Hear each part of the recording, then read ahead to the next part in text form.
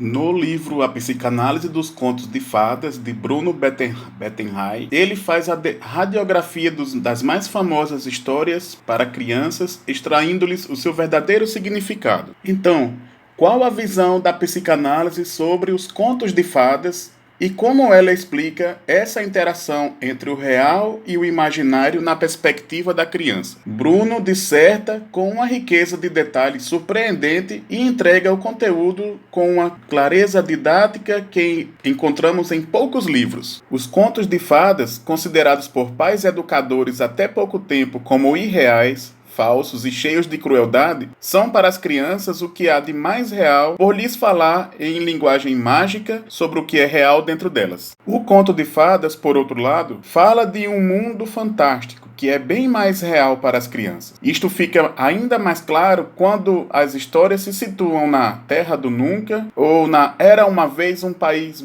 Distante, ou na época em que os bichos falavam, evidenciando assim que não se trata do aqui, nem do agora, da realidade adulta, mas de um território fora do tempo e do espaço. Bruno enfatiza que todos os profundos conflitos íntimos que têm origem em nossas pulsões primitivas e emoções violentas são negados e em grande parte pela literatura infantil moderna. Desta forma, tais contos não seriam suficientemente aproveitáveis pela criança. Somente um conto de fadas leva realmente a sério essas angústias e dilemas existenciais e se dirige diretamente a eles, a necessidade de ser amado e o medo de ser considerado sem valor, por exemplo. Se aplicarmos o método psicanalítico da personalidade humana, os contos de fadas transmitem importantes mensagens à consciente, à pré-consciente e à inconsciente. Por fim, através dessas histórias, podemos proporcionar às nossas crianças formas de aprendizagens que estejam de acordo com o desabrochar do seu ego, ou seja, os contos de fadas proporcionam um refúgio e um meio de solução para os seus conflitos internos. Contos de fadas são histórias escritas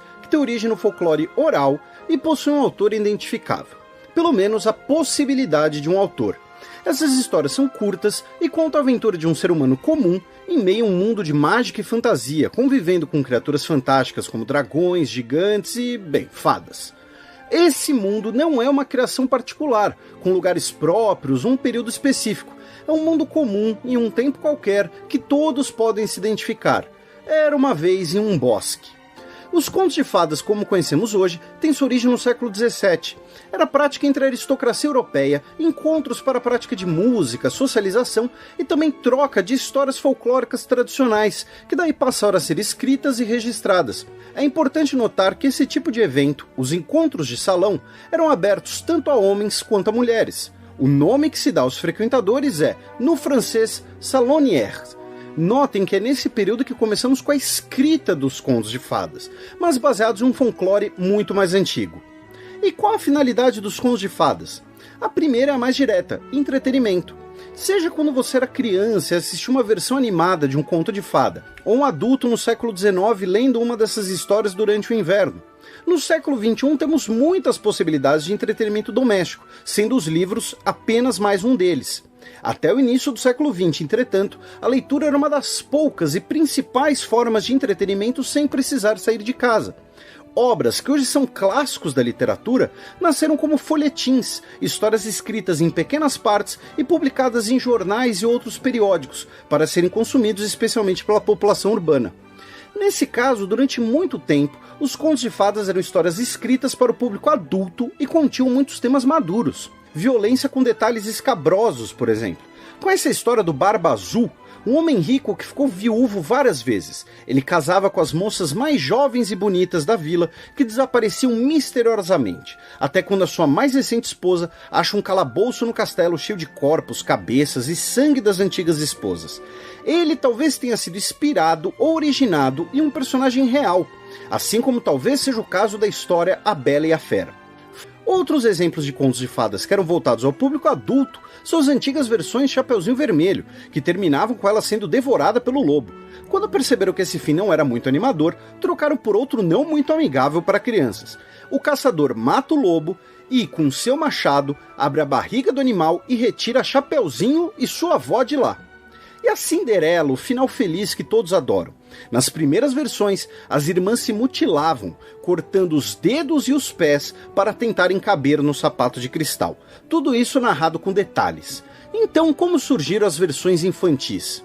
Com o tempo, os contos de fadas tiveram crescente importância como uma forma de não apenas entreter, mas também educar crianças, mostrando os perigos da natureza, de pessoas estranhas como quem oferece maçãs para você por aí, ou da sua avó subitamente parecer um lobo vestido de senhora. Alguns estudiosos apontam que, mais do que educar, os contos de fadas servem para ilustrar uma hierarquia entre pais e filhos, às vezes de forma exagerada. Se você não se comportar, seus pais te mandarão ficar presa numa torre, ou você pode se tornar um órfão se um caçador atirar na sua mãe. Esse papel pedagógico, digamos assim, que colaborou para a adaptação dos contos de fadas em versões mais leves, especialmente para o público infantil. Outro contexto importante se relaciona aos contos de fadas, especialmente no século XIX, o do romantismo. A primeira geração romântica buscava encontrar as raízes medievais, camponesas, folclóricas e mágicas da Europa, principalmente como crítica ao processo de urbanização e industrialização europeu, que estaria destruindo os valores tradicionais. Os heróicos príncipes medievais, as donzelas camponesas, todos esses personagens clássicos terão destaque como uma crítica política. É nesse contexto que as obras dos irmãos Jacó e Guilherme Grimm terão muita importância. Eles nasceram no final do século XVIII e Jacó viveu até 1863. Seu irmão morreu alguns anos antes. Os irmãos Grimm eram acadêmicos, não os caçadores de aventuras que você viu no filme com Matt Damon. Pesquisaram o folclore tradicional europeu, principalmente das regiões falantes de alemão. Lembremos, ainda não existia a Alemanha, um país unificado.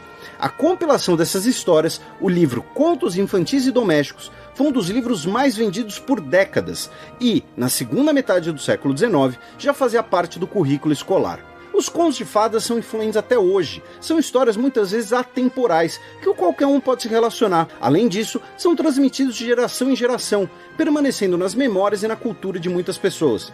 E o fato de serem histórias antigas, folclóricas, permite que os contos de fadas sirvam facilmente de base para novas produções das mesmas histórias, ou novas versões e leituras de contos de fadas antigos, como nos filmes Shrek, que brincam com todos os estereótipos dos contos de fadas.